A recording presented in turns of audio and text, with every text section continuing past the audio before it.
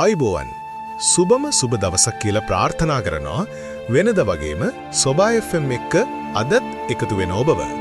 මේ දිනවල සමහර ප්‍රදේශවලට අධික වර්ෂාව නිසා මිනිස්සුන්ට නොයෙකුත් තාපදා කරදරවලට මුහුණ දීමට සිදු වෙනවා.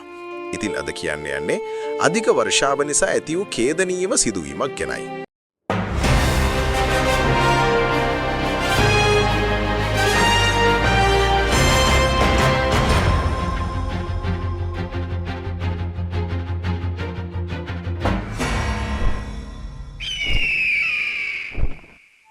පහළ කඩුගන්නාව ප්‍රදේශයේ සිදු වූ නාය යෑම එම ස්ථානයට ආවේනික අනතුරුදායක තත්ත්වයක් මිස සමස්ත ප්‍රදේශයටම බලපාන අනතුරුදායක තත්ත්වයක් නොවන බව ජාතික ගොඩනැගිලි පර්යේෂණ සංවිධානය ප්‍රකාශ කළා.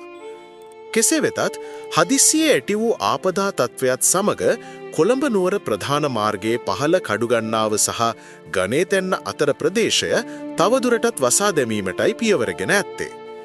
ඒ හේතුවෙන් 24 වනදා එම මාර්ගය හරහා උසස් පෙළ විභාගයට මුහුණ දීමට විභාග මධ්‍යස්ථාන වෙත ගමන් කරන දරුදැරියන් වෙනුවෙන් විකල්ප මාර්ග හරහා ආරක්ෂිතව විශේෂ ප්‍රවාහන සේවාද ක්‍රියාත්මක කෙරෙනවා. ප්‍රවාහන සහාය අවශ්‍ය අපේක්ෂකයින්ට ආපදා කළමනාකරණ මධ්‍යස්ථානයේ 117 හෝ විභාග දෙපාර්තමේන්තුවේ 191 යන ශනික දුරකථන අංක අමතා ඒ පිළිබඳ තොරතුරු ලබාගත හැකි බවයි විභාග කොමසාරිස් ජෙනරාල්වරිය කියා සිටියේ. කෙසේ වෙතත් එලෙස විකල්ප ප්‍රවාහන ක්‍රම සඳහාද ප්‍රවේශ වීමට නොහැකි යම් අපේක්ෂකයෙකු වේ නම් ළඟම පිහිටි විභාග මධ්‍යස්ථානයේ වෙත අතුලත් වීමට අවසර හිමිවනු ඇත. විභාගයට මුහුණ දෙන අදාළ ප්‍රදේශවල සිසුන් කල් වේලා ඇතිව තම විභාග මධ්‍යස්ථාන වෙත පැමිණෙන ලෙසද විභාග දෙපාර්තමේන්තුව දෙනුම් දුන්නා. පහළ කඩුගන්නාව ප්‍රදේශයේ නාය යාම සිදු වූ ස්ථානයේ තවදුරට දස්තාවර තත්ත්වයක් පවතින බව ඊයේ එහි සිදු කළ ස්ථානීය පරීක්ෂණයේදී අනාවරණ වුණා. ඒ අනුව එම ස්ථානයේ වර්ෂාව හමුවේ තවදුරටත් නාය යාමට ඉඩකඩ පවතින බව එහිදී හඳුනාගත් බවයි කෑගල්ල දිස්ත්‍රික් ලේකම් ජගත් එම් හේරත් සඳහන් කළේ.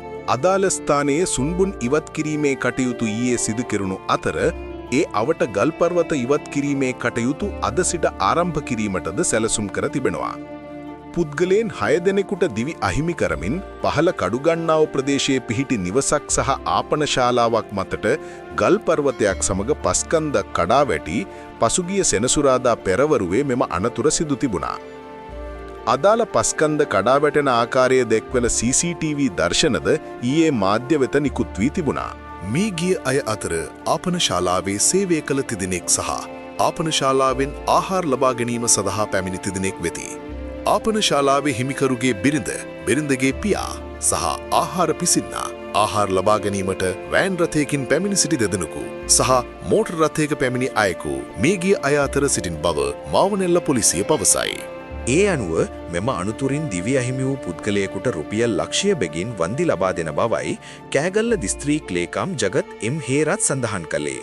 මේ හේතුවෙන් රඹුක්කන ගලගෙදර හරහා මහනුවර මාර්ගයේ විකල්ප මාර්ගයක් ලෙස භාවිත කළ හැකි අතර ගම්පොළ සිට කොළඹ දක්වා පැමිණෙන රථවාහන හා කොළඹ සිට ගම්පොළ දක්වා පැමිණෙන රථවාහන මාවනෙල්ල හෙම්මාතගම හරහා ඇති මාර්ගය භාවිත කළ හැකි බවයි පොලිසිය සඳහන් කළේ. මීට අමතරව කොළඹ සිට මහනුවර දක්වා ගමන් ගන්නා වාහන සඳහා කුරුණෑගල හරහා අධිවේගී මාර්ගයේ භාවිත කළ හැකි බවත් පොලිසිය දැනුම් දුන්නා. ජාතික ගොඩනැගිලි පර්යේෂණ සංවිධානයේ නාය යාම පර්යේෂණාංශයේ අධ්‍යක්ෂ ගාමිණි ජයතිස්ස කියා සිටියේ අනතුර සිදු වූ ස්ථානයේ දුම්රිය මාර්ගයේ හෝ මාර්ගයට මහා පරිමාණ බලපෑමක් නොමැති බවයි. අදාළ නාය යාම සිදු වූ ස්ථානයේ සිට කිලෝමීටරයක් පමණ දුරින් කොළඹ නුවර මාර්ගයේ මාවනැල්ල ගණේතැන්නෙන් මාර්ගයේ බිංගේ අසල මාර්ගයේ කොටසක් ඊයේ ගිලා බැසීමටද ලක්ව තිබුණා. ඒ පිළිබඳව මාර්ග සංවර්ධන අධිකාරිය ඇතුළු බලධාරීන්ගේ නිරීක්ෂණයට ලක්ව තිබුණා. අනතුරෙන් මිය ගොස් ඇත්තේ ධනුෂ් හෝටලයේ පදිංචිව සිටි හිමිකරුගේ මාමණ්ඩිය වූ රාසලිංගම් කරුණාකරන්, හිමිකරුගේ බිරිඳ වූ රාසලිංගම් නිශාන්තලී කරුණාකරන්, ආපන ශාලාවේ සේවකයෙකු වූ මාවනෙල්ල කොටලිගොඩ ජයසිංහලාගේ ලින්ටන් ජානක කුමාර, ගම්පොළ ඉන්නාරන්දිනිය පදිංචිව සිටි ගුණරත්න මුදියන්සේලාගේ පුලතිසි බණ්ඩාර, එමිලිපිටිය නවනගරයේ පදිංචිව සිටි රුවන් කුමාර අබේසිරි සමරනාය, මාවනෙල්ල පදිංචිව සිටි පේරාදෙණිය විශ්වවිද්‍යාලයේ කතිකාචාර්යවරයෙකු වූ ඉංජිනේරු ලහිරු සමරකෝන් නැමැති අය වෙති. තුවාල ලබා එට්ටේ වයස 31, 33, 40 සහ 59 යන වයස්වල පසුවන පිළිමතලාව කඩුගන්නාව යන ප්‍රදේශවල පදිංචිකරුවෝ වෙති. ඉතින් මේ වගේ ඛේදනීය සිදුවීම් නොවේවායි කියලා ප්‍රාර්ථනා කරමින් මේ වගේ අලුත් තොරතුරු රැගෙන එනතුරු අදට ඔබෙන් සමුගන්නවා. ඔබට සුබ දවසක්.